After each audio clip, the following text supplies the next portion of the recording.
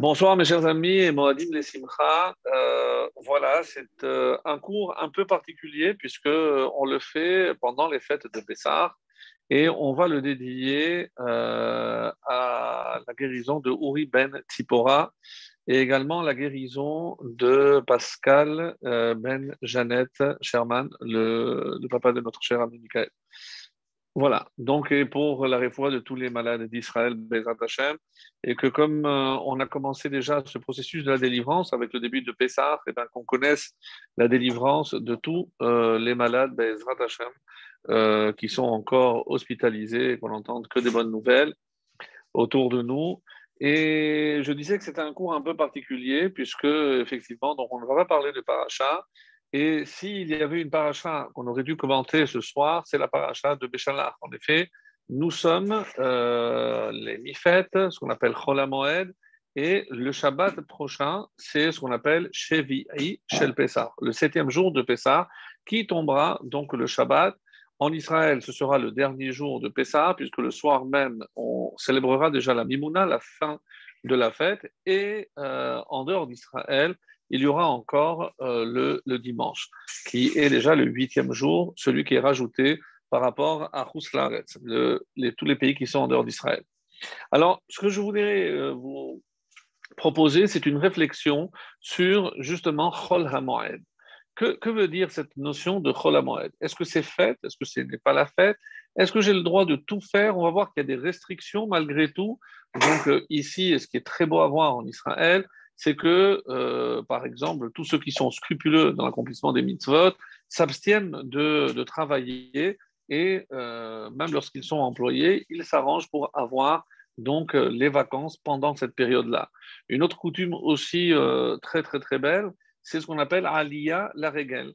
C'est pendant ces demi-fêtes, eh ben, des quatre coins d'Israël, on voit des gens affluer à Yerushalayim et plus particulièrement sur le Kotel, et à telle enseigne qu'une grande, ce qu'on appelle Birkat Kohanim, est organisée, à laquelle j'ai eu la chance d'assister d'ailleurs hier. C'était le premier jour où c'était organisé, et comme ils craignaient qu'il y ait trop de monde, donc ils ont étalé, donc hier et aujourd'hui, apparemment c'était Baruch Hashem, vraiment plein.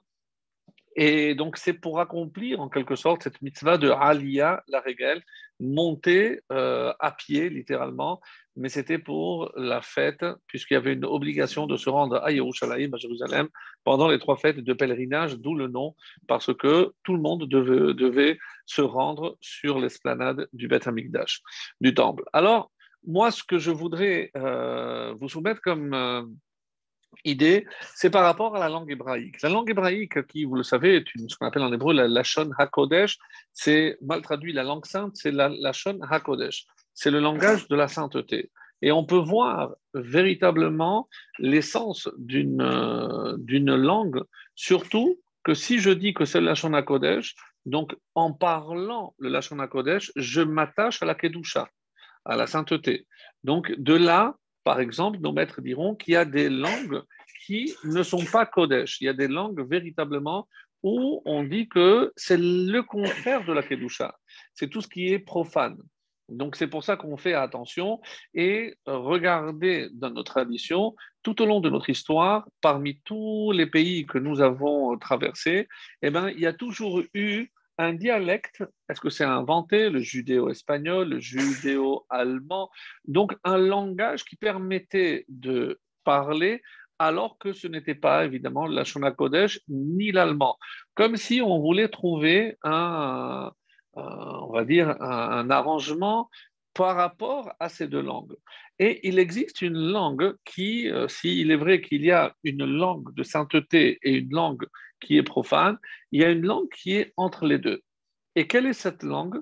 Les Rachamim nous disent que c'est l'araméen. L'araméen qui, rappelez-vous, on a dit que c'était la langue qui nous rappelle la galoute, l'exil, mais et c'est pour cela que pour tout ce qui touche notre séjour en dehors d'Israël, généralement c'est en araméen, comme le Talmud de Babylone, ou comme vous le savez, la majorité du texte est écrit en araméen. Donc, ceci dit, quelle est la place de l'araméen dans la tradition juive? Vous savez qu'il y a une loi, une halakha, qui dit que avant chaque Shabbat, j'ai un devoir de faire Shnaim Mikra ve'echad Targum. Je fais 2 fois le texte en hébreu et 1 fois le texte en araméen. Donc certains se disent, mais quel est aujourd'hui l'intérêt de traduire la Torah en araméen alors que lorsque le peuple parlait cette langue, au moins pour ne pas perdre le sens du texte, puisqu'ils avaient cessé de comprendre forcément la Shona Kodesh, l'hébreu, donc ils avaient une traduction en araméen. Mais nous, aujourd'hui, est-ce que ce ne serait pas plus intéressant de lire en hébreu et en français ou en anglais ou en espagnol, donc une langue qui nous permettrait de comprendre le texte? Non. Les Rahamim nous disent il faut garder l'araméen, comme si quelque part l'araméen avait une importance cruciale, parce que on doit faire 2 fois plus que ce qui n'est pas kadosh. Et c'est pour cela qu'on nous explique que dans le monde, il n'y a pas que les forces du bien et les forces du mal, il y a entre les deux, il y a une force qui peut soit tendre vers l'un, soit tendre vers l'autre. C'est ce qu'on appellera dans le langage de la Kabbalah, du Zohar, c'est ce qu'on appelle Klipat Noga.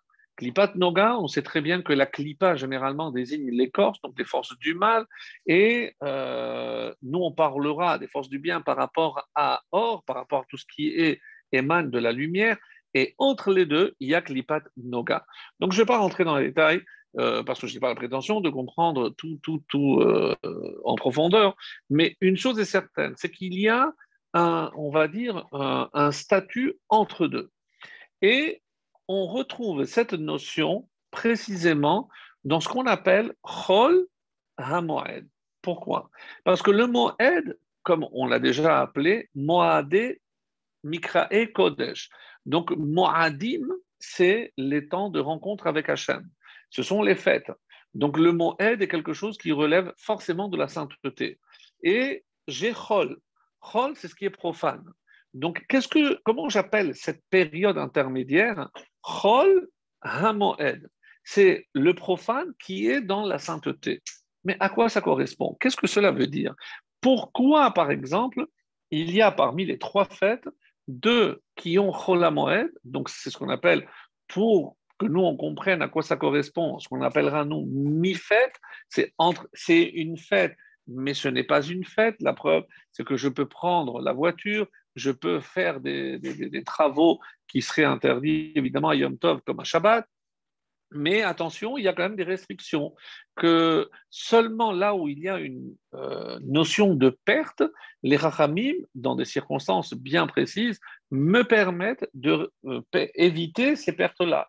Par exemple, tous les denrées périssables. Donc, ce qui n'est pas essentiel, eh ben, je n'ai pas besoin. Et grâce aujourd'hui à cette pandémie, donc, on a peut-être une notion un peu plus exacte de ce qui est vraiment essentiel ou ce qui ne l'est pas. En tout cas, c'est comme ça que le définit la halakha. Pendant Chol HaMoed, ce qui n'est pas véritablement essentiel, je n'ai pas le droit de transgresser. C'est-à-dire qu'il reste quand même un soupçon de Kedusha. Et que, comme si les Chachamim n'avaient pas voulu causer une trop grande perte, et l'exemple le plus classique, c'est que si, par exemple, je suis un employé et je ne travaille ni dans une pharmacie, ni dans un magasin d'alimentation. Donc, ce n'est pas essentiel. Oui, mais ne pas travailler, si ça peut entraîner ma démission, si je peux me faire virer de mon travail à cause de cela, alors on dit que ça, c'est une grosse perte. Donc, je ferai le minimum. Sachez par exemple que ce n'est pas évident que je puisse écrire à Chol HaMoed. Enfin, c'est pas.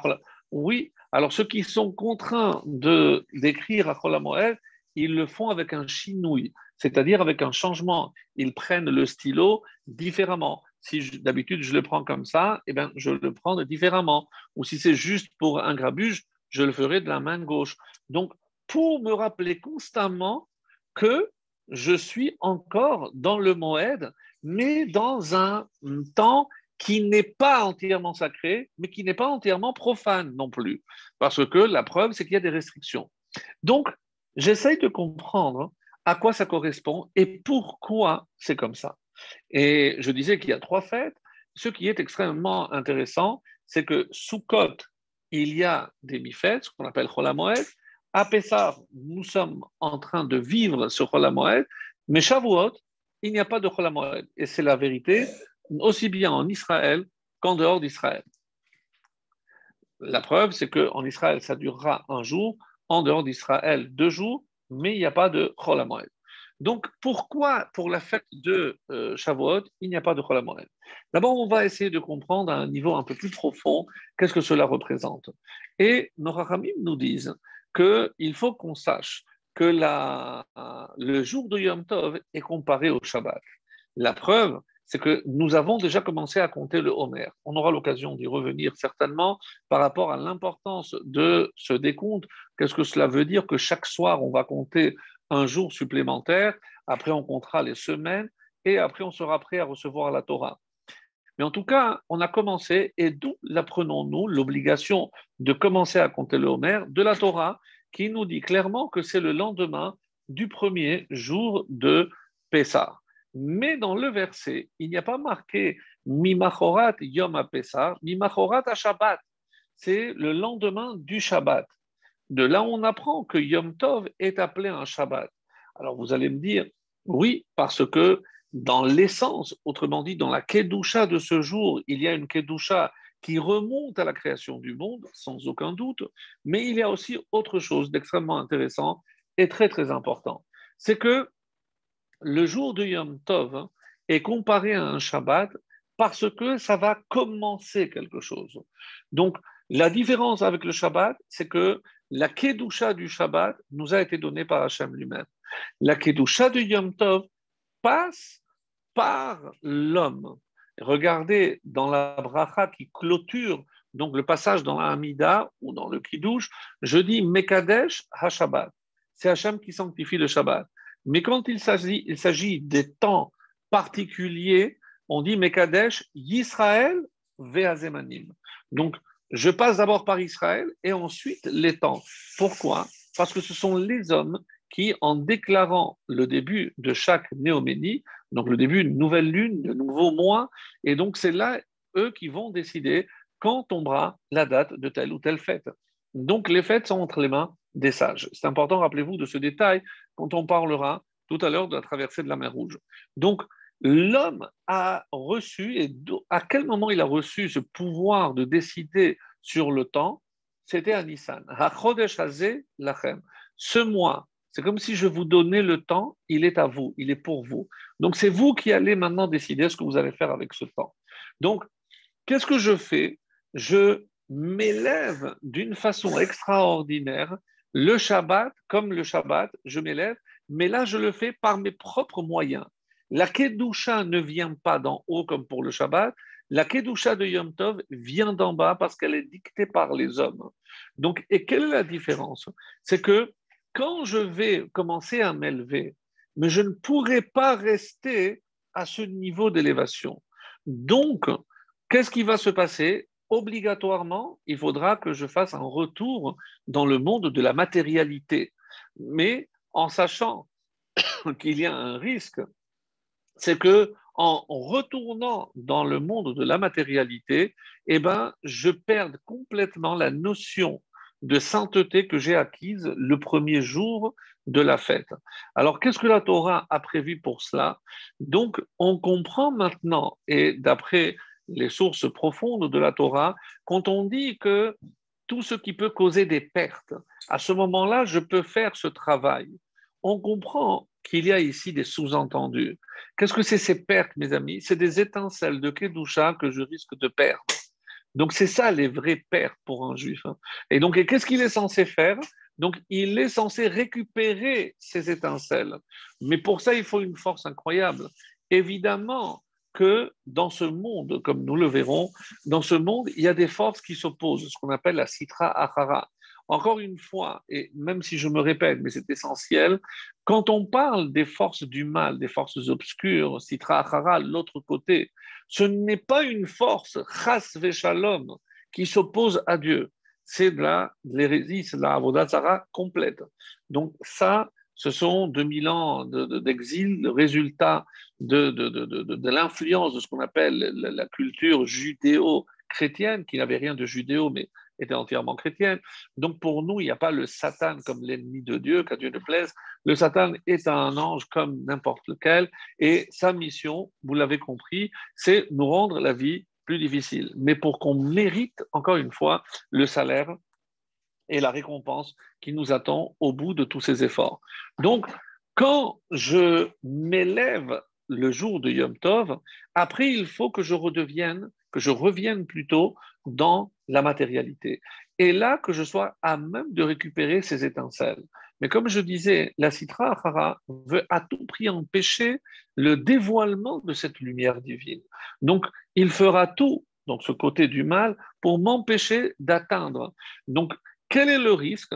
C'est que je vienne à perdre toute la sainteté que j'ai acquise le premier jour. Et là vient la Torah et me révèle quelque chose d'exceptionnel.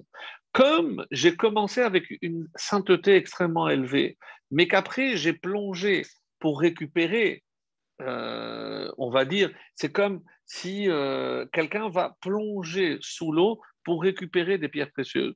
Donc, mais ça, c'est un moment, il ne peut pas vivre, il faut qu'il ressorte à l'air, à la lumière. Donc, la normalité pour le juif, c'est de vivre kedoshin tiyu ki kadoshani. C'est de vivre dans la sainteté parce que intrinsèquement, on est un peuple qui est attaché de manière, on va dire, euh, perpétuelle à la Kedusha. Donc, qu'est-ce qui va se passer? Quand j'ai perdu cette Kedusha pendant ces jours intermittents, eh ben, vient la Torah et te dit, et maintenant, tu as plongé, maintenant tu vas ressortir. Et ça, c'est le dernier jour de fête, c'est-à-dire Shevi'i, ou de Pessah, ou de Sukkot, peu importe. Mais ici, ce qui est important, c'est que le dernier jour vient en écho avec le premier. Mais la différence, c'est que là, je commence un processus. Et après, je dois traverser donc des embûches, des obstacles, et pour atteindre Shevi'i, Shel Pessah, donc qui est en soi, comme les Chachamim nous le disent, Shevi'i, mais Yom HaShevi'i, c'est le Shabbat.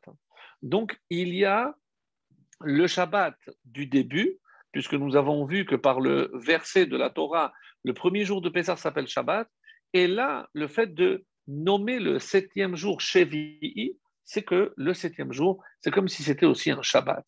Et là, vous allez comprendre quelque chose de formidable, parce que dans le Shabbat, il y a deux notions, à savoir, est-ce que le Shabbat est la résultante des 6 jours d'avant ou le Shabbat est quelque chose que je commence? Eh bien, cette marloquette se trouve dans la Gemara où il y a deux avis concernant quelqu'un qui se trouve complètement perdu dans le désert ou ailleurs et il a perdu la notion de temps. Donc maintenant, il ne sait pas quand est-ce qu'il doit compter le Shabbat. Alors le premier avis lui dit, tu comptes 6 jours et le septième, ce sera le Shabbat. Le deuxième avis lui dit non. Le premier, là où tu te rappelles, tu fais le Shabbat et après tu comptes les 6 jours. Les commentateurs se posent la question, mais je ne comprends pas très bien la différence entre les deux opinions. Pourquoi pour un, c'est important de commencer le jour même le Shabbat et pour l'autre, et alors, d'après ce qu'on a dit, on comprend parfaitement. C'est-à-dire que comment je dois vivre le Shabbat? Est-ce que le Shabbat est le début, auquel cas donc le Shabbat va influencer les 6 jours à venir, ou alors le Shabbat est la clôture, la conclusion de 6 jours qui précèdent. Et finalement, quand on a, je vais revenir sur Shavuot, mais à Sukkot et à Pessah, comme nous sommes en train de le vivre, c'est magnifique parce que le premier jour va influencer sur les 6 jours à venir et la conclusion de ces 6 jours sera le septième jour, donc chez Shel Pessah. Et on voit ici, d'une manière magnifique, comment finalement les deux sont un Shabbat. Et ce qui est extrêmement intéressant, c'est que pour nous, ce septième jour, cette année, sera véritablement un Shabbat. Est-ce que c'est un signe? Bah, pour l'instant, on verra bien. Mais le Shevi'i Shel Pessah, donc cette année, tombe véritablement un Shabbat. Donc de là, on voit que finalement, Chol HaMoed, c'est un petit peu un temps où se mélange la sainteté avec le profane.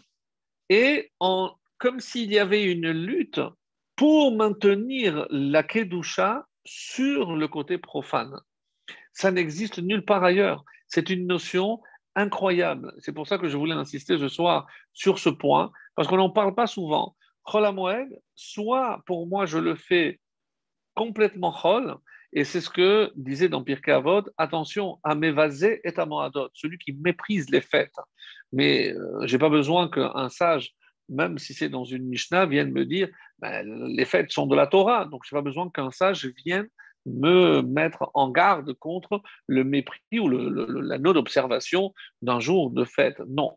Ce dont il est question ici, mévaset à moadot, vous regarderez attentivement les commentateurs, et tous les commentaires s'accordent pour dire qu'il s'agit ici de Chol HaMoed, parce que le risque de mépriser vient précisément durant Chol HaMoed. Si je m'immerge complètement dans un monde matériel, je risque d'oublier, et c'est pour ça qu'il y a des rappels. Je dois faire des bons repas, je dois continuer à consommer la matzah en tant que faire se peut. Je dois faire des choses de manière différente, et une des choses qui marque la différence, c'est curieusement, c'est l'habillement. Oui, parce que pendant Chol HaMoed, je dois m'habiller comme si c'était un jour de fête. Donc, avec soit une cravate si je n'ai pas l'habitude de le mettre, soit une chemise si d'habitude je suis en polo. Marquer une différence, c'est une façon de respecter le moed dans le chol, c'est-à-dire tout ce qui est sacré, même dans un temps profane. Et c'est curieux parce que le Shabbat, ou c'est kadosh ou ça ne l'est pas. C'est vrai que nous, à la fin, on va rajouter un peu de kedusha, on fait sortir un peu plus tard, on le fait rentrer un peu plus tôt, mais une fois que j'ai fait rentrer le Shabbat, il n'y a plus de question de faire quoi que ce soit d'autre. C'est le Shabbat à 100%. Et tant que j'ai décidé de respecter le Shabbat jusqu'à, disons, Rabbeinu Tam, donc qui rajoute du temps, donc c'est encore le Shabbat, d'accord? Donc mais cette notion telle que nous la vivons à Chol HaMoed n'existe véritablement que pendant cette période de Chol HaMoed. Donc, ça, c'est un premier point que je voulais voir avec vous. Et effectivement, comme je lis, il y a une lecture de la Torah. Et vous avez remarqué qu'à Yom Tov, on a 5 montées. Shabbat, la Kedusha la plus élevée, 7 montées. Kippour, qui est aussi comme Shabbat, 6 montées. Yom Tov, les jours de fête, 5 montées, et Chol HaMoed, 4. Alors que normalement, lundi et jeudi, lorsque c'est vraiment Chol, on ne fait que 3 montées. On voit que même au niveau de la lecture, et tous les jours, il y a un texte différent avec le deuxième Sefer Torah, donc il y a 2 Sifrei Torah. Donc on doit véritablement mesurer. Alors les gens vont dire oui, mais on ne fait plus le Hallel complet, ça c'est pour une raison qu'on va voir ou pas, mais puisque le 7e jour, on ne peut pas faire le Hallel complet, donc on ne va pas imaginer que Chol HaMoed est supérieur à Shevi'i Shel Pesach, où je ne peux pas faire le Hallel complet parce qu'il y a eu des morts, parce que Dieu s'est exprimé en disant que les Égyptiens, même s'ils vous ont fait du mal, mais ils se sont noyés, donc on ne peut pas se réjouir entièrement, et c'est pour ça que le Hallel est incomplet, une des raisons qui est rapportée par nos sages, et donc je ne peux pas imaginer qu'à Chol HaMoed, qui est quand même moins important que Yom Tov, je vais faire le Hallel complet, alors qu'à Yom Tov, chez Michel Bessar, je vais faire incomplet. Donc ça, je ne peux pas, et c'est pour ça que à Chol HaMoed, je fais le Hallel incomplet, comme on a l'habitude de le faire encore de nos jours. Donc ça, c'était un premier point que j'ai estimé être assez important, très intéressant, par rapport donc à ce qui est appelé Mikra et Kodesh, c'est comme ça que sont appelées les fêtes, qui sont des appels Kodesh à la sainteté. Donc, chaque Yom Tov est comme si on disait un appel à la sainteté. Et il faut savoir aussi que chaque Yom Tov a une particularité. Alors, c'est un enseignement essentiellement de la Chassidoute que je vais rapporter maintenant. Alors, un peu de Braslav aussi, un peu de Chassidoute normale. Qu'est-ce que les 3 fêtes viennent en quelque sorte réparer? puisque nous avons dit que chaque fête correspond à Abraham, Isaac et Yaakov, des notions que nous avons déjà vues ensemble, et c'est pour ça que je voulais m'attarder sur autre chose. Alors, il est dit comme ça qu'un des objectifs principaux des trois fêtes, c'est permettre, corriger à travers la prière, à travers la tfila, les péchés, ce qu'on appelle, j'aime pas le terme qu'on utilise en français, les péchés capitaux, mais ce qui empêche ou qui peut empêcher la tefila de monter. Donc, à chaque fête, je pourrais, en réparant par rapport à ce que je vais vous dire à présent, eh ben, je peux faire en sorte de réparer pour permettre à ma tefila de monter. Et c'est comme ça, par exemple, que Pessah, qu'est-ce que je dois réparer? Les Rachamim nous disent ici, en tout cas la Chassidoute, c'est que c'est la cupidité. La cupidité, c'est vouloir toujours plus et tout faire pour atteindre justement cet objectif. Donc, généralement, c'est le culte de l'argent.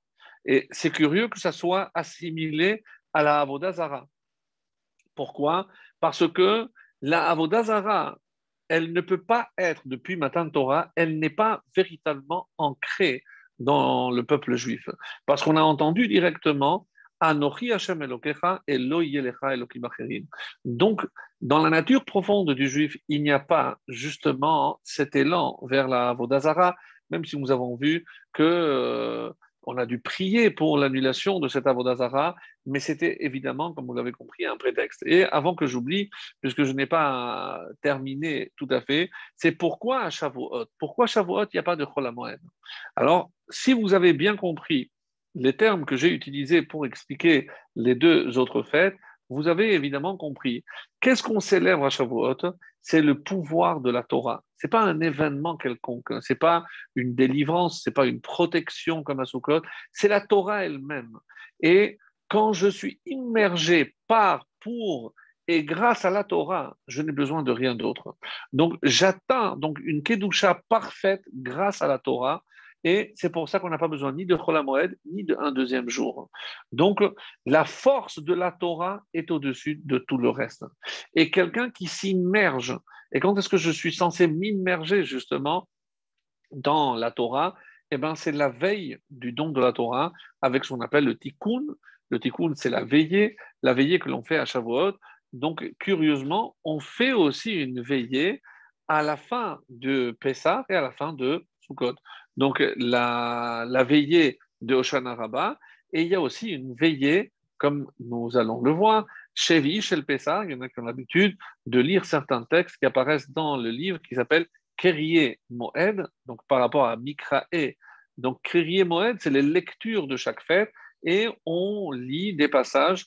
Alors certains vont veiller une partie de la nuit, pas toute la nuit, mais en tout cas, dans les livres, vous verrez qu'il y a des textes réservés précisément à la veille du septième jour.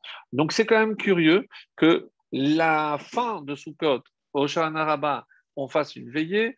À Pessah, on fait aussi une veillée. Et à Shavuot, donc la veillée se fait dès la veille du premier jour.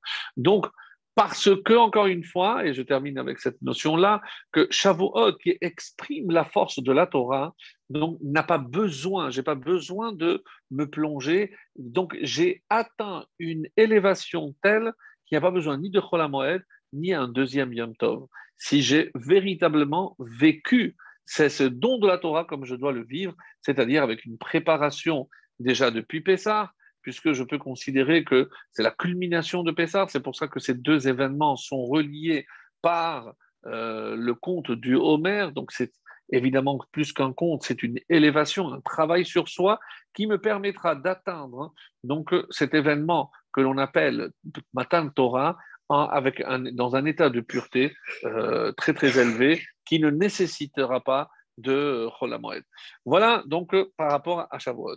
Maintenant, j'ai dit que Pessah, c'est la cupidité, Avodah Zarah, et Shavuot, c'est la concupiscence. Donc, on va appeler ça aussi la passion pour les femmes, donc la débauche. Et à Sukkot, c'est la gourmandise. C'est comme ça que c'est marqué. C'est assez curieux, assez étonnant. Et c'est pour ça que ça correspond à trois fautes qui sont rapportées comme cela.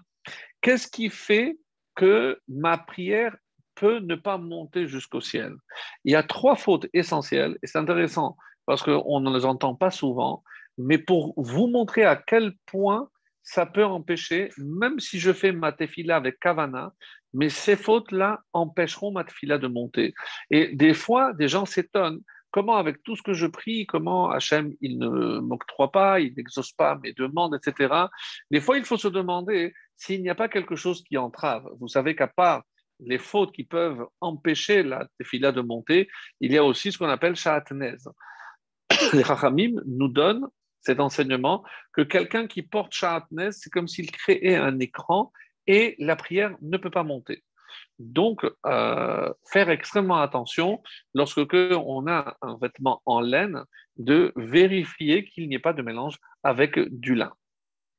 C'est ce qu'on appelle sha'atnez.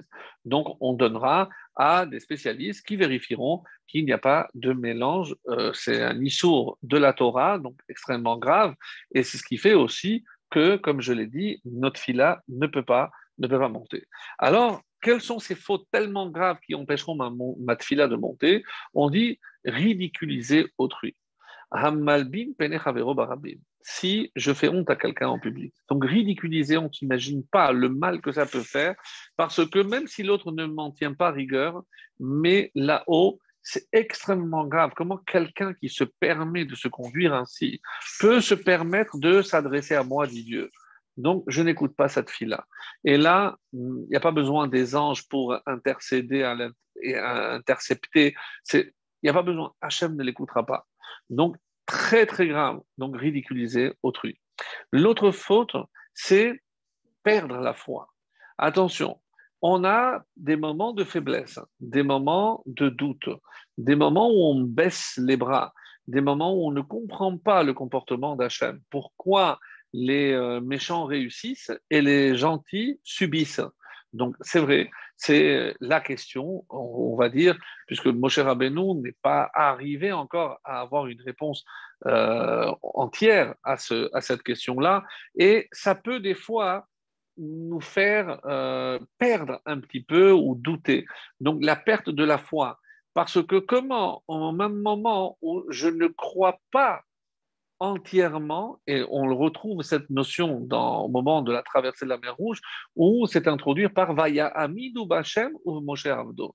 Et on va, Bezrat Hashem, dans la suite, essayer de voir qu'est-ce que cette Shira, je ne vais pas m'attarder mot à mot, mais qu'est-ce qu'elle a de vraiment particulier, hein, donc cette chanson, ce cantique-là, qui fait qu'elle a eu le mérite d'être introduite dans la prière quotidienne.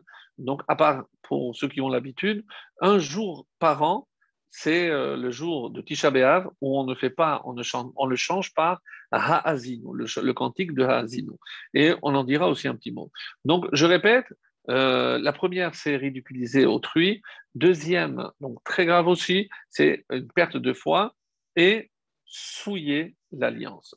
Quelqu'un qui va souiller l'alliance.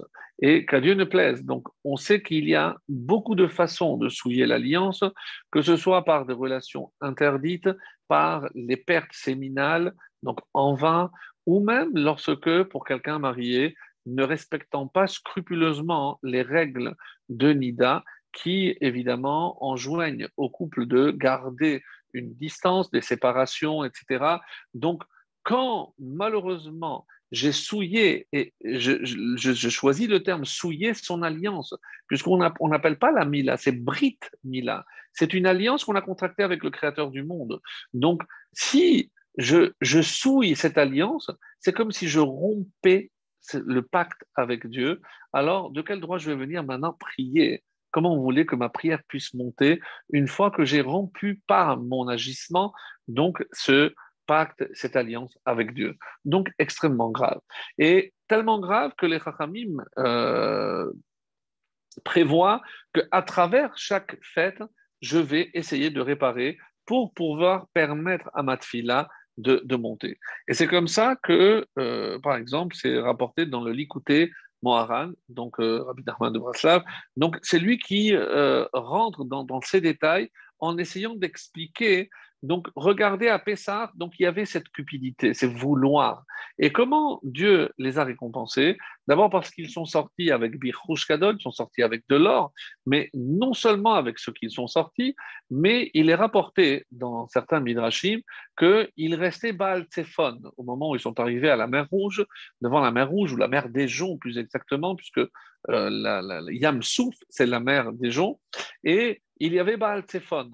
Et le Midrash nous dit que enterré, pourquoi Tsafon? C'est Tsafoun. Ici, c'est enterré, c'est caché. Comme on a fait pendant le Seder, Tsafoun. Tsafoun, c'est lorsqu'on a sorti la ficomène qui était cachée. Donc, qu'est-ce que c'est caché? Qu'est-ce qui était caché?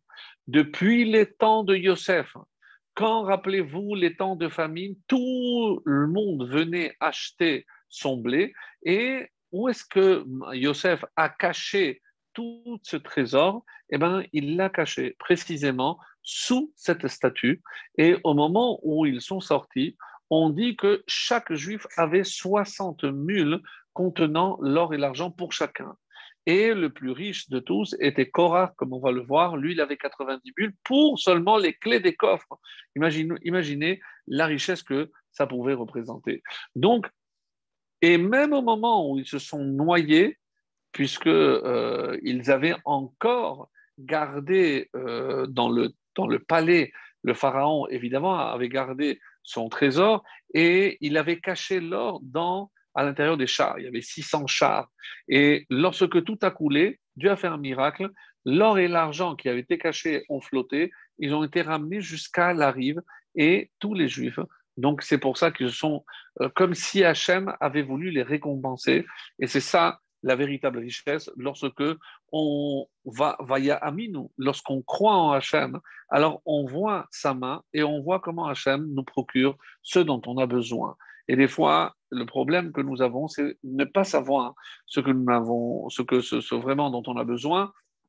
Et c'est la raison pour laquelle que dans cette paracha, même si on ne lira pas à Pessah, mais dans la paracha de Béchala, il y a aussi la paracha de la manne. Donc pour relier les deux, en quelque sorte, pour nous rappeler que de tout temps, c'est Hachem qui s'occupe et se préoccupe de notre parnassa, de notre subsistance. Voilà un petit peu donc par rapport à cette notion-là. Donc on a dit que ça, c'était par rapport à l'idolâtrie, et c'est pour ça que comment commence la fête de Pessah? En prenant le Corban Pessah, le sacrifice, l'agneau pascal, en le sacrifiant, c'était pour s'éloigner de la Avodazara. Le, le deuxième péché, on a dit qu'il annule le pouvoir de la prière. Et maintenant, on a parlé de la cupidité, on va parler aussi de. Donc, ça, c'est par rapport à la perte de foi. Donc, Pessah, c'est la Emouna, c'est pour ça que la matzah est appelée aussi le pain de la Emouna, Vaya Aminu. Et on arrive maintenant à Sukkot, et c'est ridiculiser autrui. Et vous allez dire, mais quel est le lien? Parce que c'est manquer de respect à l'autre, manquer d'honneur. Et qu'est-ce que je fais à Sukkot? J'essaye d'inviter des gens et je les mets à place d'honneur. Donc, qui j'invite? Ni plus ni moins que les patriarches, Abraham, Yitzhak, vraiment comme si je sentais leur présence avec moi. Donc, comment quelqu'un qui est capable de ridiculiser quelqu'un d'autre, autrui, comment il peut se permettre de recevoir Abraham, Yitzhak et Yaakov? Vous pensez bien qu'ils n'accepteront pas. Donc, quelqu'un qui a compris la gravité de cette faute, et c'est comme ça que c'est rapporté dans Pirkei Avot aussi, que l'honneur de la Torah, c'est l'honneur véritable.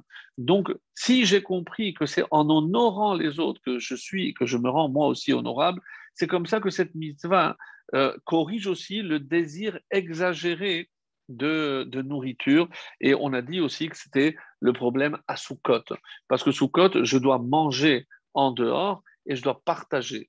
Et enfin, Shavuot, on a dit que c'est la concupiscence, c'est-à-dire la débauche, la passion pour les femmes, et qui va relier aussi avec la profanation de l'alliance, parce que c'est la même chose.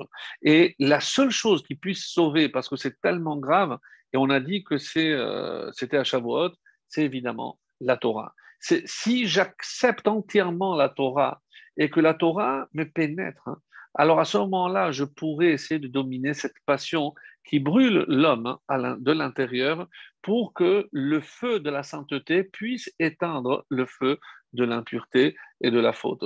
Là où la citra hara, l'autre côté veut m'emmener. Donc, on voit ici, donc à travers les trois fêtes, c'est les trois fêtes contre les trois fautes. Donc, ça pourrait être d'ailleurs un titre pour ce soir. Autrement dit, comment chaque fête vient réparer, mais pas simplement pour le moment même, mais pour que si j'arrive véritablement à éradiquer entièrement toutes les traces que la faute a laissées en moi, eh ben, je pourrais élever à ce moment-là la tfila comme il se doit. Et pour terminer maintenant, pour revenir donc, et là je vais entamer la dernière partie, donc que je disais par rapport au septième jour de Pessah. Donc c'est véritablement ce qu'on était venu commenter aujourd'hui. Et avant de rappeler les Midrashim, je voudrais revenir sur ce qu'on a atteint ce jour-là. Puisque, comme vous le savez, chaque peuple a un ange tutélaire. Et c'est l'ange justement d'Égypte, au moment où il voulait traverser, qui a défendu son peuple. Je dis, mais pourquoi tu vas demander à la mer de noyer et de sauver les bénis Israël? Cela et cela aussi, Elou va Elou, Ovde Avodazara. Regarde, eux aussi vont faire Avodazara. Dans 40 jours, tu vas leur donner la Torah et ils vont, 40 jours après, ils vont faire un veau d'or. Donc, par quel mérite tu vas les sauver plus eux que les autres? Et dans les sources profondes de notre sainte Torah, on dit que cette force que Hachem a envoyée, ce chesed, cette bonté qui est au-delà de la limite, c'est ce qu'on appelle dans le langage ésotérique le haatik, c'est ce monde pur où la bonté s'exprime, on va dire, de manière euh, entière. Donc, c'est une bonté parfaite. Et c'est grâce à cette bonté que Hachem a sauvé le peuple juif au moment de la traversée de la mer Rouge. Et c'est aussi, rappelez-vous, qu'est-ce qui a fait que le Pharaon a mérité cette sanction? Alors, on a dit que parce qu'ils ont jeté les enfants dans le Nil, que Hachem a voulu les punir aussi par l'eau, tout ceci, ce sont des choses qu'on avait déjà entendues, mais quel était le but ultime? C'est briser l'orgueil de Pharaon. Autrement dit, on retrouve cette notion d'orgueil au niveau de la matzah. Comme vous savez, la matzah est plate, il n'y a pas d'autres ingrédients à part la farine et l'eau, parce que ça nous rappelle l'orgueil. Comme, qu'est-ce qu'il a dit le pharaon? Mi Hachem, Hachem Eshma Ekolo. Mais qui est ce Hachem pour que j'écoute sa voix? Donc, il était sincère. Donc, c'est quelqu'un, on va dire, de cultivé. Et si on arrive à le convaincre, il va peut-être céder. Mais qui est ce Dieu? Et comment Hachem l'a amené, d'après Pirkei de Rabbi Eliezer, donc un midrash, qui dira que Michamocha, pourquoi on ne commence pas Mikamocha Ba'elim Hashem, qui comme toi dans les puissants de ce monde, Mikamocha Neda Bakodesh. Et le deuxième, c'est Michamocha, parce qu'on dit qu'il a commencé à avaler de l'eau, et Hachem a fait un miracle. Au moment où il a reconnu la grandeur de Dieu, Dieu a sauvé. Ce serait le seul survivant, et il lui a donné une longévité, d'après ces sources midrashiques, extraordinaire, puisqu'il aurait vécu presque 1000 ans, et il se retrouvera à l'époque de Yona. Il était le roi de la ville de Ninive. Donc, ça, c'est d'après le récit du Midrash. Mais une chose qu'on doit retenir, hein, c'est que la traversée de la mer Rouge n'était pas censée briser l'orgueil seulement de Pharaon, mais aussi le nôtre. Donc, nous, on avait déjà commencé par la consommation de la matzah pour que l'on comprenne que la matzah est là pour briser l'orgueil de l'homme. Ce n'est pas parce que maintenant on sait que Hachem est avec nous qu'on se croit tout permis. Attention. Attention donc à ce danger qui guette constamment. Et lorsque à Pessah, j'ai réussi à briser cet orgueil, et alors on me permettra de manger le chametz qui exprime, comme vous le savez, l'orgueil parce que ça enfle. Et une fois que j'ai brisé l'orgueil à Pessah, à ce moment-là, on me repermettra, dès la fin de Pessah, de manger, de consommer à nouveau le pain fermenté, parce que j'aurais brisé justement. Alors, à ce propos, un point aussi extrêmement intéressant, c'est la différence entre matzah et chametz. Donc, je ne parle pas par rapport au temps, les 18 minutes, etc., mais par rapport au mot. Il y a deux lettres en commun, le tzadik est le même, et pour l'un, c'est le chet qui donne chametz, pour l'autre, c'est matzah avec le he. Donc, chet et he. Chet qui vaut 8 et he qui vaut 5. Donc, la différence entre les deux mots, c'est 3. Qu'est-ce qui fait que je passe de matzah à chametz? Ces trois choses. Que représentent ces trois choses, mes amis? C'est la colère, ce qui fait que l'homme, malheureusement, il enfle. La colère, l'orgueil ou l'arrogance, c'est pareil. Et l'ego. L'ego de l'homme, c'est penser à lui et ne jamais penser à l'autre. Comment les Chachamim ont résolu ce dernier point, nous avons dit tout à l'heure, c'est aussi parce qu'on a pris Pessah et on a pris la farine pour que chacun puisse penser à l'autre. On en avait parlé avant la fête, Kimcha d'épicerie. Donc, évidemment, ne pas penser à soi. Pourquoi l'introduction de la Haggadah a commencé? Celui qui a faim, qui vienne manger, celui qui a besoin, qui vienne partager le Korban Pessah avec nous. Donc, parce que ma joie ne peut pas être complète si elle n'est pas partagée. Et ça, c'est ce que ici on vient nous enseigner. Alors, un des enseignements majeurs de la traversée de la mer Rouge, c'est que même lorsque on croit que tout espoir est perdu, eh ben, vient ce Shevi Shel Pessah, cet événement qu'on appelle la traversée de la mer Rouge, et même si j'aime pas cette traduction, mais Keriat Yamsou, c'est le déchirement de la mer des gens. Donc, aucun rapport avec la traversée de la mer Rouge, mais peu importe. Parce que Dieu a dû forcer la mer, et parce que, comme on le verra, Dieu avait fait un tenaï, il avait fait une condition au moment de la création de l'eau. Attention, il arrivera un jour où je te demanderai de laisser passer mes enfants. Et là, ce qui est curieux, c'est que elle a refusé. Lorsque Moshe a frappé les eaux pour qu'elles se séparent, ils ont dit, mais pourquoi je vais t'écouter? Et donc, c'est à l'apparition des ossements de Yosef, la Hayam Ra'a Vayanos.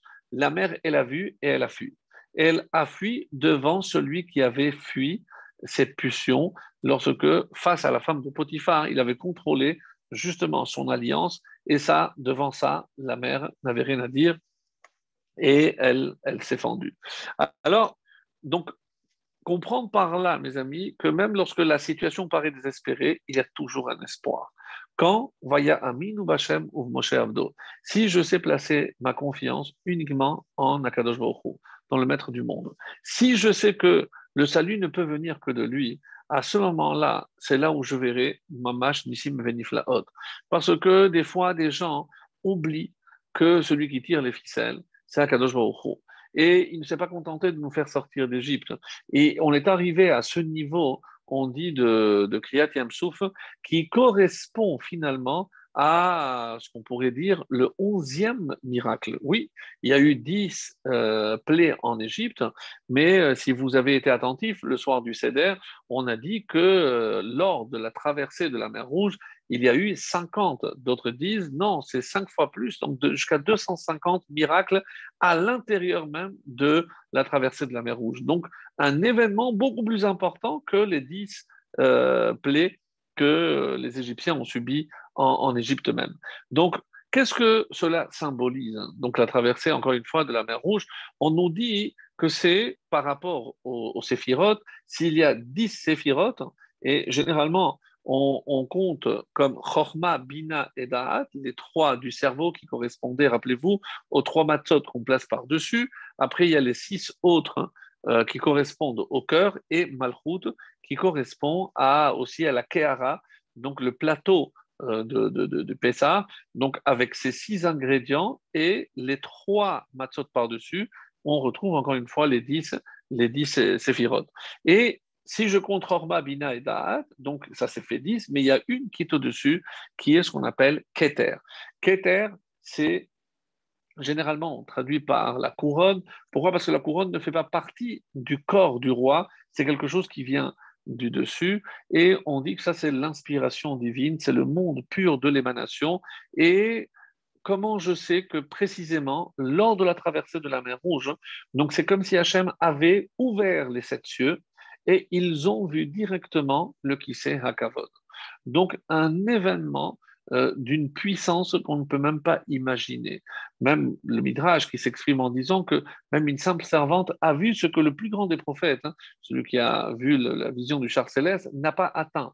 C'est-à-dire qu'à ce moment-là, on était sans aucun écran. Donc, on a vu comme si, quelque part, comme vous le savez, il y a Yudke, c'est les deux premières lettres de nom de Dieu, qui marquent, qui symbolisent la transcendance, et Vav-He, c'est l'immanence. Mais Bayomahu Yihiye Hashem. Yihiye, c'est Yudke, Yudke. C'est lorsque le monde sera réparé, il n'y aura pas l'immanence et la transcendance, non. Ce sera, et c'est ça ce qu'on dit à chaque fois qu'on accomplit une mitzvah, les Shem Yichud, pour, au nom de l'union, Kutsa Berichu, c'est-à-dire Yudke, avec Shrinte, avec la présence ici, Vavke. Donc, lorsque on atteindra ce niveau, et c'est pour ça qu'on dit que le plus grand miracle de tous, c'était la traversée de la mer Rouge. Parce que ce niveau qu'on a atteint, et c'est ce qu'il représente, encore une fois, le niveau le plus élevé. Mais pour revenir à des choses, on va dire, un peu plus simples, qu'est-ce qui s'est passé à ce moment-là? Qu'est-ce que le but donc de la Shira, comment ils ont été inspirés, que symbolise ce chant? Et là, j'aimerais revenir sur un midrash magnifique qui dit la chose suivante. On cite, c'est comme ça le Shemot Rabbah qui dit la chose suivante, Pia patra bechokma vetorat chesed aleshona. Et sa bouche s'est ouverte avec sagesse, vetorat chesed, et une loi de bonté aleshona sur sa langue. Et que dit le Midrash? C'est une allusion à la Shirat Hayam, au cantique de la mer. Je rappelle donc ce cantique qui a été entonné par Moshe et tous les bénis Israël au moment où ils avaient traversé la mer des gens. Et voici ce que dit le Midrash. Écoutez bien. Miyom Shevara Kadosh Baruch Hu et Haolam ve'ad she'amdu Israël alayam. Du jour où Dieu a créé le monde jusqu'au jour où Israël s'est tenu face à la mer, lo matzinu Adam she'amar shira la Kadosh Baruch Hu et la Israël. On n'a trouvé aucun être humain qui a exprimé sa reconnaissance, qui a, pas à travers un chant, un cantique, comme que Israël. C'est-à-dire, c'est la première fois de l'histoire où un peuple entonne un cantique pour Hachem, en remerciement par rapport à tous les miracles qui avaient été opérés en leur faveur. Et Bara Adam Arishon velo amar Shira. Même lorsque Dieu a créé l'homme, il n'a pas dit de Shira, etc., etc. Et ce qui est intéressant, c'est le commentaire de ce midrash. En effet, tous les commentateurs s'étonnent. Mais qu'est-ce que ce midrash veut dire? On ne comprend pas. Pourquoi? Allo Adam Arishon amar Shira. Mais Adam Arishon, puisque tu l'as cité, mais lui, il a fait une Shira. Quand? Comme c'est marqué dans le midrash, chez Amar, lechuneranena l'Hachem. Venez, on va glorifier Hachem. Donc, c'est Adam Arishon. Vechen be'et she'asat tshuva. On dit que après avoir fait teshuva, itabe midrashim she'amar, quel est le mizmor qu'il a fait après la teshuva, après la faute donc de Adam Arishon? Mizmor shir le yom ha-shabbat. Lorsque le Shabbat est arrivé, tov leodot Hachem. Il est bon d'être reconnaissant, de remercier Hachem. Donc c'est Adam. Comment je peux dire qu'aucun être humain n'avait entonné de cantique? Nous avons la preuve. Comment on peut affirmer, comme le Midrash l'a fait, qu'aucun homme n'avait entonné un cantique? Voilà, Adam Arishon, sans parler de d'autres. Et là, quelle est la réponse? Et la réponse, c'est quelque chose d'extraordinaire. Une réponse, donc ça c'est de Orgue Dalia encore, qui a des perles vraiment précieuses, et il nous dit, quelle est la différence entre la Shira et tous les autres cantiques? Généralement, lorsque quelqu'un a vécu un événement, un miracle, donc il va remercier Hachem pour ce miracle. Vous allez me dire, oui, mais ici aussi, c'est un petit peu ce contexte. Non. Regardez, et c'est comme ça que c'est rapporté dans le traité de Gittin 56b.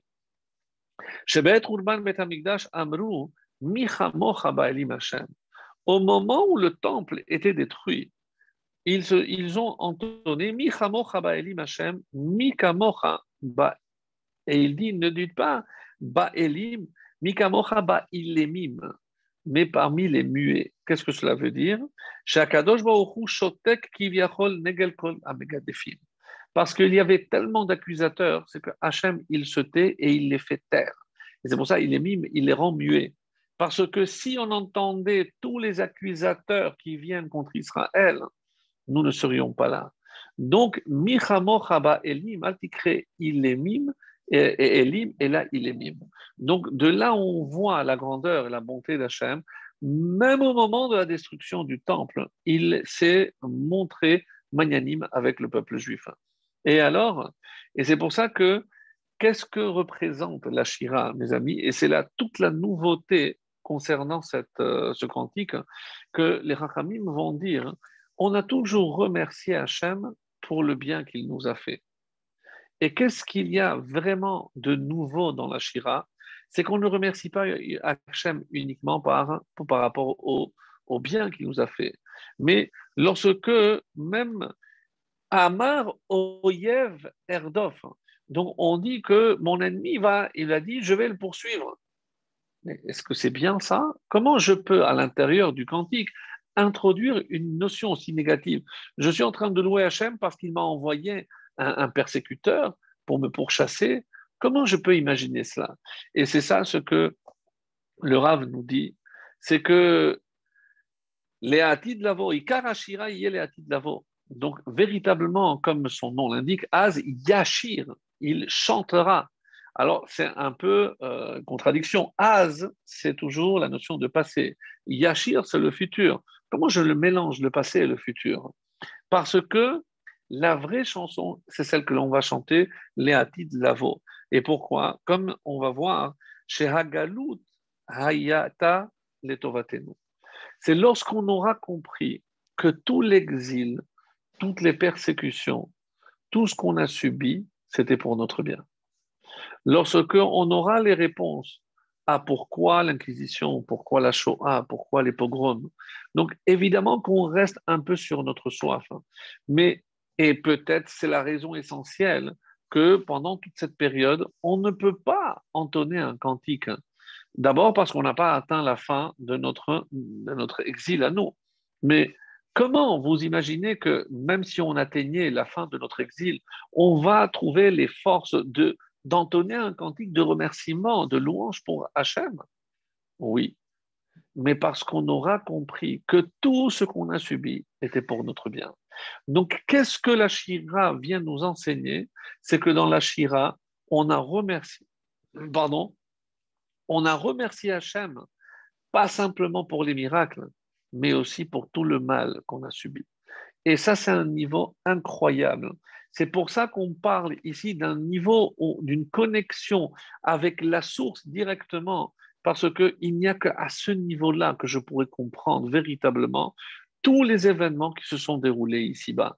Et chaque fois que je vais atteindre cette madriga, ce niveau d'élévation avec le Shevi Ishel Pessah, je me reconnecte. Et vous imaginez la force de ce septième jour de Pessah, où certains se contentent, oui, ils se contentent de chanter la Shira différemment, etc. Mais on est à un niveau d'élévation extraordinaire. C'est pas simplement le feu de la fête qui commence à s'éteindre. Non, là il y a un feu dévorant, un feu extraordinaire. Comment un homme peut remercier Hachem pour le mal? Comment on peut imaginer que dans les camps d'extermination, il pouvait y avoir des gens pour remercier Hachem? C'est incroyable, mais ça a existé. Ça a existé parce qu'ils ont continué, malgré tout, à se mettre en danger pour mettre des téfilines, pour manger un petit bout de matzah. Et les histoires sont tellement nombreuses. Pour montrer, c'est ça ce que la réponse finalement que l'on avait donnée, on a dit où se trouvait Hachem. Ben, Hachem se trouvait Imo Anochi Betzara. C'est là où le juif est en détresse. Hachem est avec lui. Il ne nous a jamais abandonnés.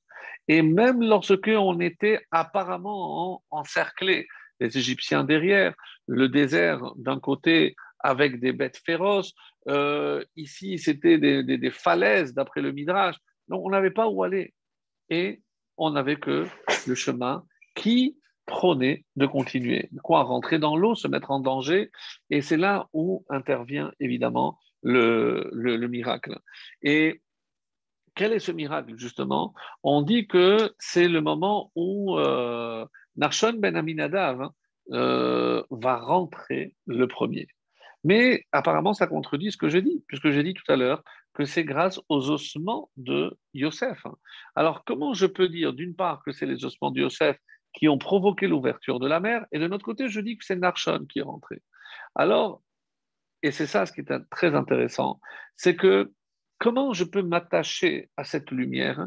Et la seule façon de m'attacher à cette lumière, c'est à travers les sages. Et Yosef, qui lui a, comme on l'a rappelé, préservé son alliance, donc il est allé contre sa nature. Et tout celui qui est capable d'aller contre sa nature, indirectement, il puise cette force chez qui? Chez son ancêtre Yosef. Donc il n'y a pas de réponse. D'où est-ce que Narshon a puisé la force d'aller? Comment quelqu'un va se suicider, même si certains avaient préconisé que la seule solution, c'était ou se livrer, ou retourner, ou se jeter dans l'eau et mourir. Donc, qu'est-ce que justement montre Narshon Ben Aminadav? C'est que la force qu'il a eue de se jeter à l'eau, d'où il a eu cette force d'aller contre sa nature, c'est de Yosef. Donc, Yosef est l'inspirateur. Rappelez-vous que c'est Yosef qui installe le peuple juif en Égypte.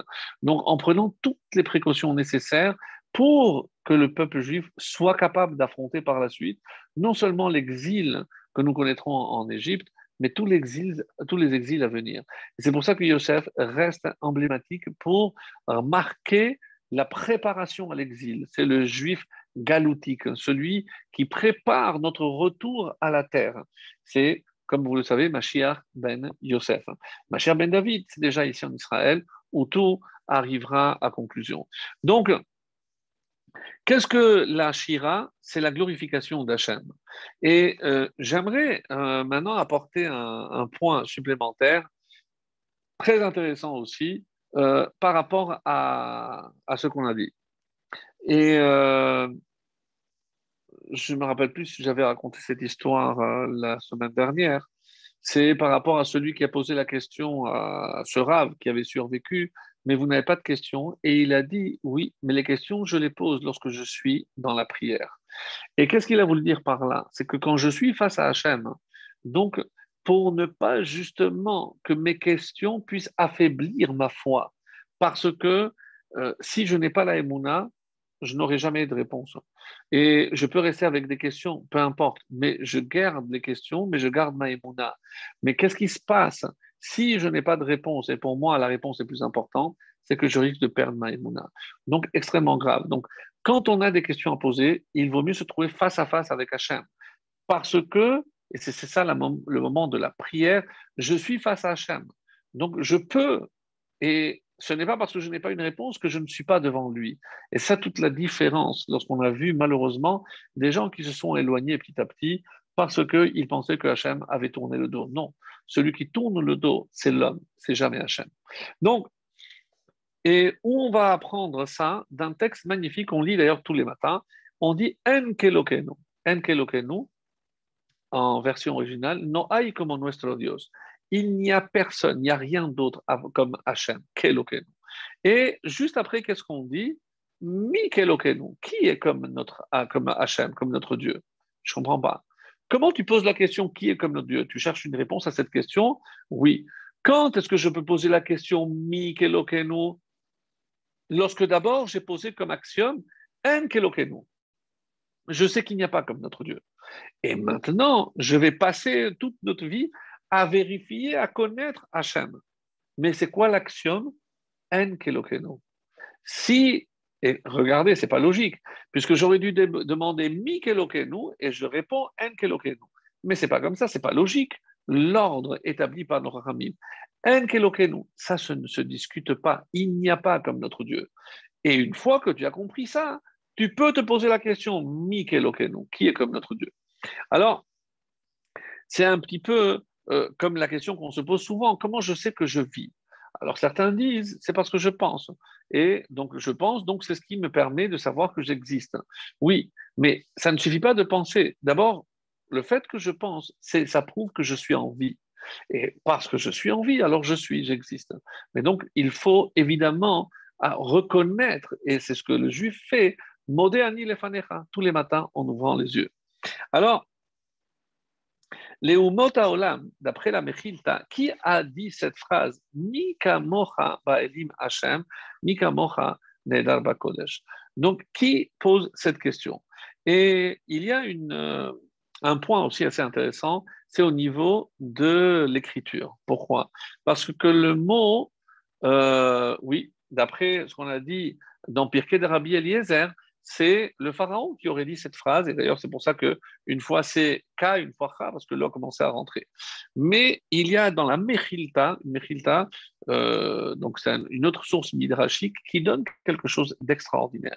Et il dit non, ce sont les nations du monde qui viendront reconnaître Mi kamocha ba'elim Hashem, mais qui comme toi, Elim, parmi les puissants Hachem.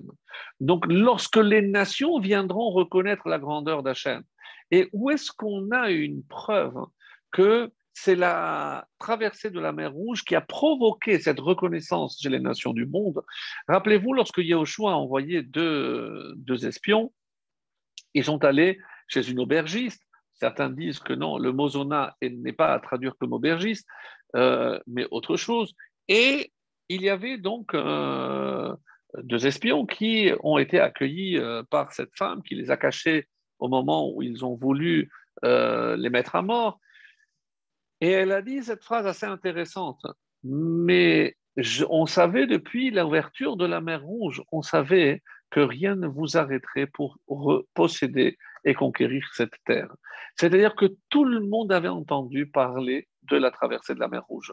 Alors le Midrash va jusqu'à pousser les détails en disant que toutes les surfaces se sont fendues. Certains vont dire même en 12, puisqu'il y a, d'après une version, il y a eu 12 couloirs d'eau et pas un seul, un couloir pour chaque tribu. En tout cas, tout le monde a entendu parler de ce miracle. Et c'est la preuve que, en ayant entendu ce miracle, tout le monde savait que ce peuple était le peuple élu de Dieu et que rien ne l'arrêterait. Que s'il y a quelque chose qui pourrait l'arrêter, ça ne viendrait pas de l'extérieur, mes amis, mais de l'intérieur. C'est notre faiblesse. Donc ça, c'est par rapport à Yericho. Et c'est ça hein, que les Mikamocha Baelim. Donc comment je sais? Parce que les Juifs n'auraient pas dit comme d'autres dieux, Elim, même si je traduis Elim par puissant. Et regardez ce que les Rachamim nous disent. Dans le Sefer Torah, quand j'écris Mikamocha, Kamocha c'est écrit normalement comme toi, c'est avec un chaf final. Mais dans la Torah, c'est écrit kaf he, une lettre qui est en plus. La lettre he est en plus. C'est parce que les umot haolam, qu'est-ce qu'elles disent? Mika mocha ba'elim. Mais qu'est-ce que la Torah leur répond? Eh bien, c'est là où vous êtes trompés. Parce que le he qui est en plus dans kamocha, si je le prends et je le mets dans elim, qu'est-ce que j'obtiens? Elohim. Et Elohim a toujours été ici. Vous ne connaissez peut-être pas Yudke Vavke, c'est la transcendance, mais la révélation, la manifestation de Dieu dans ce monde parle à travers Elohim, la rigueur, la nature et autres, ça a toujours été là. Donc cette lettre He, curieusement, qui apparemment n'a rien à faire dans ce mot, vient nous rappeler l'origine aussi de la création du monde. Parce que Elle est toldot hashamayim ve'aretz behi bera'am. Voici l'histoire du ciel et de la terre, Behi Bera'am, lorsqu'ils ont été créés. Et le He est plus petit. Et les Chachamim nous invitent à lire Behe Bera'am. C'est avec la lettre He que Dieu a créé tout ce monde-ci. Le monde d'en haut, le Olam Haba, a été créé par la lettre Yud, mais ce monde par la lettre He, comme on avait déjà entendu. Alors, Une des questions qu'on avait soulevées, et c'est ce qui nous empêche, et c'est ça ici, Vaya Aminu Hachem, ils ont eu confiance en Hachem. Ils ont eu confiance en quoi? En quoi consistait cette confiance, mes amis? En sachant que même lorsque nous, on perçoit quelque chose de mal, mais si on a cette foi, cette croyance, c'est croire que même ce mal qu'on traverse sera pour notre bien. Pas seulement la conséquence, gamzou, mais ça aussi. C'est-à-dire, même ce que je traverse, finalement, sera positif pour moi. Et c'est ce qui a marqué ici. Et j'aimerais terminer par un autre point. Oui. Alors, c'est la comparaison qui est faite dans le Talmud, pardon, parce qu'il y a marqué, quand on parle de Kriyat Yamsou, de la traversée de la mer Rouge, on dit qu'il y a des choses qui ont été comparées à la traversée de la mer Rouge. Comme quoi, cacher zivugo chez la dame que Kriyat Yamsou. C'est justement le fait de faire rencontrer à un homme son conjoint, sa conjointe plutôt, donc cacher zivugo. Donc le fait de faire rencontrer l'âme sœur, est dur comme Kriyat Yamsou. Mais ici, on est extrêmement étonné parce que vous pensez que Kriyat Yamsouf, ouvrir la mer, est quelque chose qui est dur pour Hachem, que vous me disiez que c'est pour l'homme, puisque c'est de la même matière, comment l'eau peut-elle se séparer? Et c'est pour ça qu'on parlera ici de murailles, comme si Dieu avait gelé les parois pour les maintenir, pour permettre au peuple juif de euh, traverser à pied sec. Ah, et Yabasha, rappelez-vous, même si on avait fait ce commentaire à la paracha de Béchalar, mais la terre, la poussière représente toujours la modestie. Et les eaux, les vagues, c'est la superbe, donc c'est l'orgueil. Et c'est pour ça que qu'est-ce que Hachem a voulu faire traverser pour briser justement leur orgueil? La terre. C'est pour qu'ils comprennent que tant qu'ils resteront modestes, humbles, eh ben, Hachem sera avec eux. Et la Gemara l'affirme directement que là où il y a quelqu'un d'arrogant, Hachem ne se trouve pas, parce qu'il n'y a pas de place pour deux.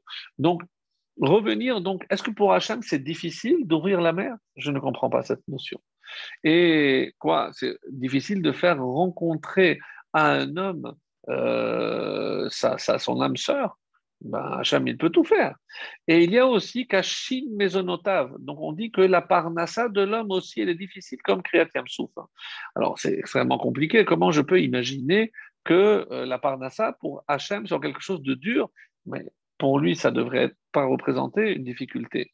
Et vous savez qu'on dit que Narshon Ben Aminadav, au moment où il a traversé, quand l'eau est arrivée au nez, à Nafesh, littéralement, à ce moment-là, donc on dit que Dieu est descendu et il a ouvert la mer. Et est-ce qu'il aurait pu faire en sorte que la mer s'ouvre avant? Une question rhétorique, me direz-vous. Oui, s'il avait baissé la tête. Parce qu'en baissant la tête, le nez serait baissé et avant même que l'eau ne monte jusqu'au niveau du nez, en baissant la tête, l'eau, la mer serait fendue bien avant. Donc, qu'est-ce que cela veut dire? Qu'est-ce que j'essaie de vous dire à travers cela? Donc, qu'est-ce qui est difficile? Vous croyez que c'est pour Hachem, c'est difficile? Sincèrement. Comment se passait la tombée de la manne? Donc, on sait que la manne, elle tombait là où, s'il avait le mérite, à la porte de la tente, et sinon, c'était un peu plus loin. Mais l'effort à faire, c'était juste aller chercher. Donc aujourd'hui, comment je peux imaginer que c'est difficile pour Hachem? Et vous allez voir comment je vais essayer de fermer la boucle avec ce que je disais au début. Donc, comme vous le savez, nous avons été le peuple élu pour dévoiler la présence divine sur terre. Et comme vous le savez aussi, le Satan est là pour remettre les pendules à l'heure et surtout rééquilibrer les forces. Donc, qu'est-ce qui est difficile, Hachem? C'est de faire taire le Satan. Ah, tu veux procurer de la subsistance à cet homme? Le Satan vient dire, papa, papa, papa, attention, est-ce qu'il mérite? Est-ce que tu penses que par ses agissements, tu sais pas, je vais te dire, voilà tout ce qu'il a fait. Tu crois qu'il mérite? Qu'est-ce qu'on avait dit, rappelez-vous, cet enseignement magnifique, on a dit que Sha'at Achila, Sha'at Milchama, le moment où on mange, c'est le moment de la guerre. Alors vous allez me dire, oui, parce que tout le monde se dispute, c'est la raison pour laquelle on fait un zimoun, pour montrer qu'on est tous ensemble et on va tous remercier Hachem qu'il n'y a aucune inimitié entre nous. Mais il y a une autre explication beaucoup plus profonde. Sha'at Milchama, c'est là-haut que se déroule la guerre. Je dis, ah bon, Hachem te permet de manger et les malachim qui sont là comme la conséquence de toutes les fautes que j'ai commises, ils ont dit, mais qu'est-ce que tu racontes? Il ne mérite pas de manger cet homme-là. Regarde ce qu'il a fait, c'est ce qu'il a fait. Donc il y a une guerre entre les anges si on va oui ou non laisser manger cet homme. Vous imaginez, donc, qu'est-ce qui est dur pour Hachem? C'est évidemment pas le fait d'ouvrir ou le fait de faire rencontrer deux personnes ou faire en sorte qu'il soit embauché et qu'il ait une parnassa. Non. Ce qui est dur pour Hachem, et c'est une réponse magnifique, ce qui est dur pour Hachem, c'est comment faire taire le Satan. Comment imaginer que le Satan, qui a des arguments, comment je vais le faire taire? Donc, une des raisons une des façons, pardon, de faire taire le Satan ou d'aider, donner un coup de main, si on peut s'exprimer ainsi, de donner un coup de main à Hachem contre le Satan, c'est lorsque nous, on aura du mérite. Et donc, et c'est exactement de cela qu'il s'agit. Donc, quand c'est vrai qu'il y a l'âme sœur, mais c'est une récompense. Est-ce qu'il mérite? Hachem, qu'est-ce que tu vas faire rencontrer? Non, ben, tu dois faire rencontrer une femme d'un niveau inférieur parce que il ne mérite pas cette femme. Donc, ce qu'on apprend par là, mes amis, de Kriyat et Amsouf, hein, c'est qu'il y avait, d'où on l'apprend, parce qu'il y avait une bataille entre l'ange tutélaire de l'Égypte et Hachem lui-même. Mais pourquoi tu vas les noyer eux et tu vas les sauver eux? Et on dit, d'après les Midrashim, il y a des réponses. Ils sont allés chercher un cadavre, l'ange Gabriel, il me semble, il est allé chercher un cadavre d'un enfant qui avait été tué entre deux pierres. Il dit voilà de quoi ce peuple, et pour apporter encore une fois des arguments pour, oui, faire en sorte que les Égyptiens soient noyés. Donc, tout ceci pour nous enseigner que finalement, ce qui est dur pour Hachem, hein, c'est pas que c'est impossible pour Hachem, c'est lorsque l'homme rend cette tâche tellement difficile. Pourquoi? Parce qu'on n'a pas assez de mérite. Donc, si on espère vraiment la délivrance et voir les miracles comme on les a vus à la sortie d'Égypte, il faut, mes amis, accumuler des mérites. Nous avons eu la chance de traverser, d'acquérir la Kedusha des premières fêtes de Pessah. Là, nous traversons donc des zones troubles. Attention à ne pas perdre, justement, et ne pas causer ces pertes d'étincelles. Et comme ça, on arrivera avec tout notre acquis, si Dieu veut, à ce septième jour où on pourra voir véritablement des merveilles, comme nos ancêtres ont eu la chance et le mérite de le voir, et bien que par nos mérites, Bezrat Hashem, on soit nous aussi capables de voir de telles merveilles, de tels prodiges pour notre Géoula. Amen.